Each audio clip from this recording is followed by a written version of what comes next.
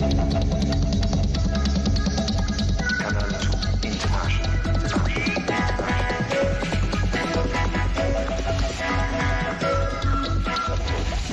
6:50 Gladys Ambondibang. Here are the headlines.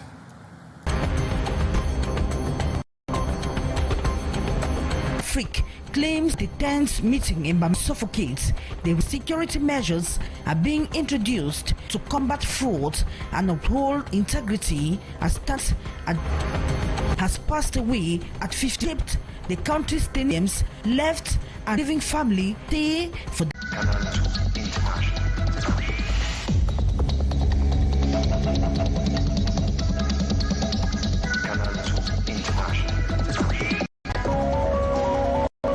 The countdown ticks to the presidential election this year. There are emerging fears that violence could escalate even further across the English-speaking parts of the Northwest region. Situation spiral.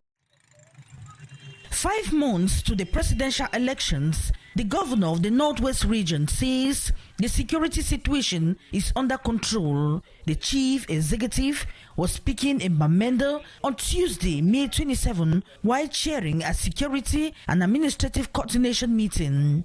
Those towns are killing our economy. Those is killing us. I'm therefore appealing the population to mobilize, to shun out the sentiment of fear, and came back massively to shun out those towns in our various communities. With the security crisis seems to be abating as spate of targeted killings, kidnappings for eventual demand for ransom is characterizing life in many parts of the region, like the university town of Bambili, where cleansing has begun.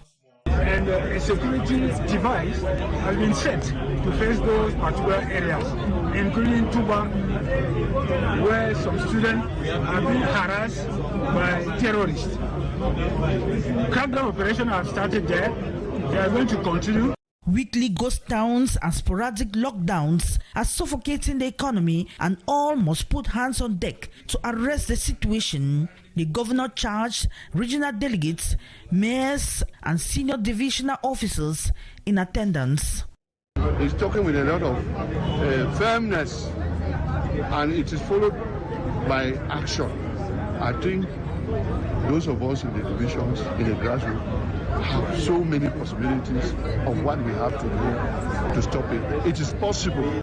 For the first time, a team from the Ministry of Finance also attended to present the new law on local taxation. We're bringing some form of innovative way of collecting taxes, which is ensuring that all taxes are withheld, all taxes are collected by the central government on behalf of local authorities and then remitted to them. And we're bringing in measures to simplify the collection of such taxes. This first coordination meeting for 2025 ended with presentation of security reports from concerned officials behind closed doors. And earlier this week, the Social Democratic Front, the SDF, marked 35 years of existence, celebrating what some party militants referred to as 35 years of resilience. And speaking at the event venue, that's a Magwa, a locality in the west region of Cameroon, Chairman Joshua Osei rallied supporters to a transformative future, especially given the upcoming presidential election. Here's Ndin Maureen and Nurdin Joya. The Social Democratic Front, once a formidable force in Cameroon's opposition landscape, faces significant challenges as it commemorates its 35th anniversary. The party's influence has worked over the years, leading to introspection and calls for rejuvenation. In a bid to reconnect with his base and chart a path forth, SDF chairman Joshua Osei was in the town of Magba, located in the Noon Division, for the anniversary celebrations. The event served as a moment of reflection, camaraderie, and a renewed commitment among party members. Addressing attendees, Osei emphasized the need for transformation and justice in Cameroon.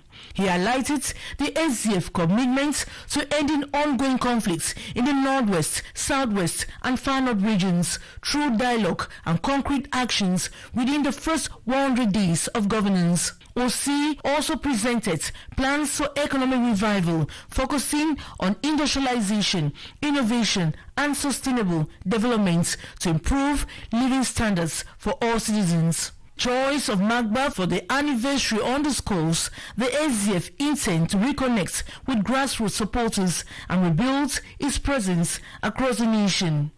As the party looks ahead to the 2025 elections, it aims to mobilize its base, address internal challenges, and present a unified front to the Cameroonian electorate. And on to something else. Today, May the 28th, is commemorated globally as World Menstrual Hygiene Day. In Douala, women have been breaking the silence and recounting the fears, the confusion, and the stigma that surrounded their first periods. Their declarations reveal a pressing need for more education and open dialogue on menstruation, as you tell us, Sherif Asali. I was still a little confused. Ignorance, fear, and stigma is what most women go through when they see their first menses, and the streets of Douala echoed with those memories on Menstrual Hygiene Day. The first month was not easy. Wearing a pad, I would always have stains and stains and stains. But subsequently, I learned how to do it. Speaking candidly, women shared personal stories of how their first encounter with menstruation was marked by confusion, isolation, and in many cases, shame. Some said they believed they were sick or dying. Others tried to hide it out of fear.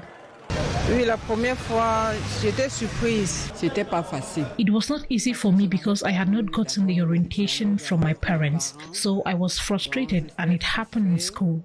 Even those who had been vaguely informed said they still felt embarrassed and unprepared.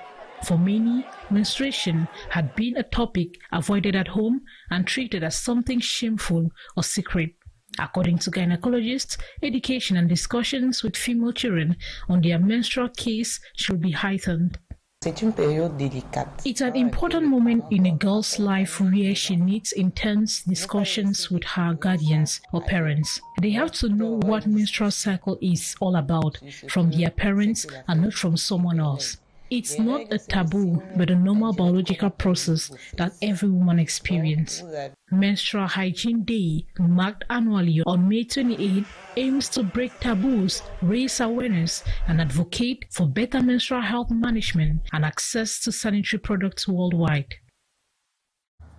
Let's stay on with the women, because recent findings reveal that only 2% of women across Cameroon speak out as victims of gender-based violence.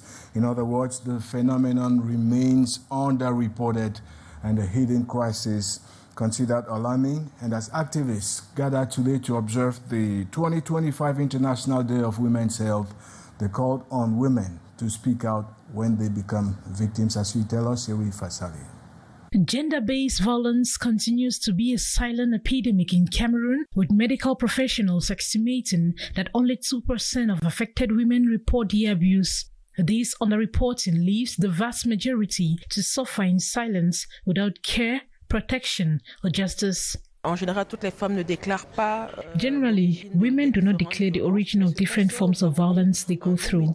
But from what we know is that in 2018, 39% of women were victims of physical violence, and only 2% of them have reportedly spoken out. In response to this crisis, Cameroon's Littoral Regional Office of the National Commission on Human Rights and Freedoms, in partnership with the Medical Aid Association, organized a sensitization workshop on May 28, 2025 at La Cantini Hospital in Douala. The event is part of the global observance of the International Day of Action for Women's Health. In French, we speak of feminicide. That is becoming rampant. We registered 65 cases and above last year. And just to make you understand that the situation is critical and we cannot tackle this phenomenon if we don't think from an holistic point of view, from a systemic or structural point of view. Held under the theme Strengthening the Capacities of Health Personnel in Supporting Women Victims of Violence, the workshop focused on equipping medical staff with the tools to detect, support, and protect women who endure violence in silence. The emphasis was on improving early intervention and response within health facilities. If you're just tuning in, this is the 6:15 p.m. edition of the news on Canal International. We're broadcasting from Douala.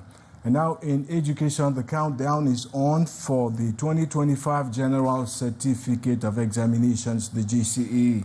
Across the country, students are putting final touches to their preparations.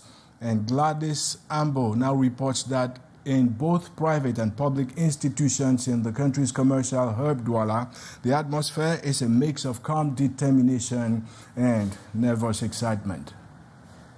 In the Siren compound of this private lay institution in Deido Douala, a calm but focused atmosphere prevails just days before the written segment of the General Certificate of Education GCE examination. From 5 and opposite students can be seen revising notes and tackling past question papers in a final effort to sharpen their skills.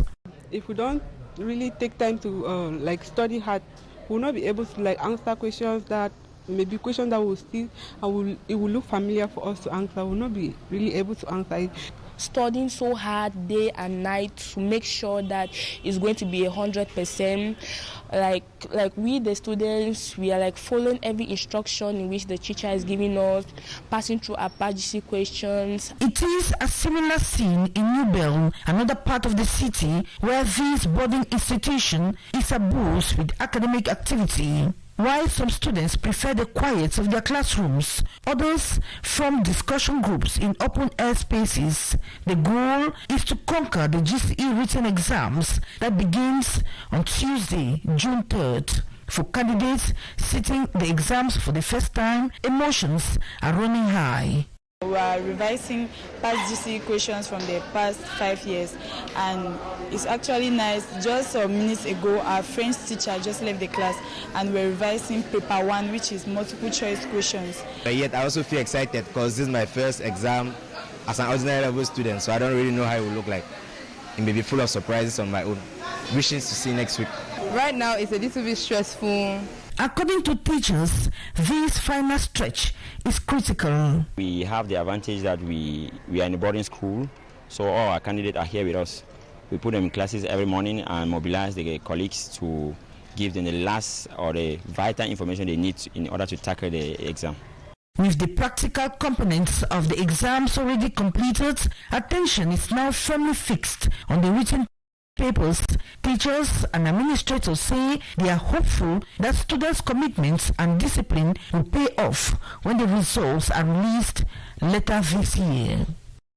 Now, he has been described as a legend in Cameroonian tennis as well as a champion for youth empowerment, and I'm making reference there to Joseph Oyebog, who passed away earlier today in Douala at the age of 54.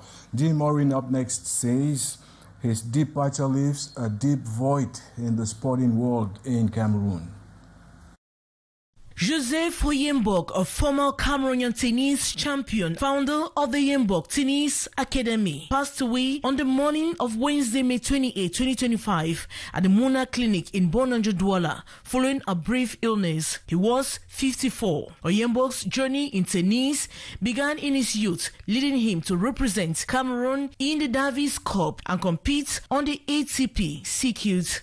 His passion for sports and commitment to social change culminated in the establishment of the OTR in 1999, aiming to provide underprivileged children in Cameroon with opportunities through tennis. Under his leadership, Oyebog's Tennis Academy expanded on 25 centers across Cameroon, introducing over 20,000 children to tennis and life skills. The Academy's main campus in Susa, established in 2011, became a sanctuary where children could live, study, and train.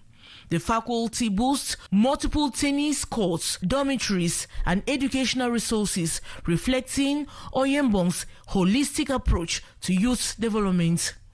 Oyebog's impact extended beyond Cameroon. Through the Oyebog's Tennis Academy, more than 20 players secured college scholarships or coaching positions in the United States and Europe, transforming their lives and communities. In February 2024, Oyebog's Tennis Academy celebrated its 25th anniversary by organizing a massive tennis clinic in Cliquez, Suza, introducing 1,500 children to the sport.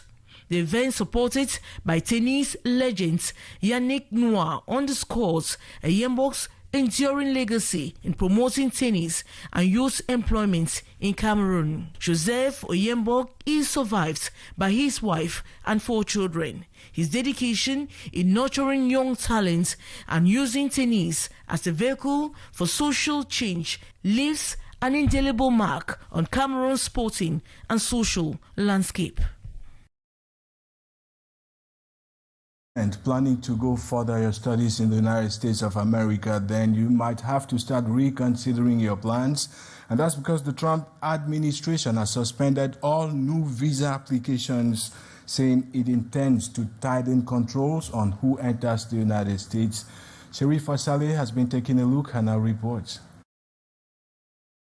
The Trump administration has temporarily stopped new visa applications for students who want to study in the USA.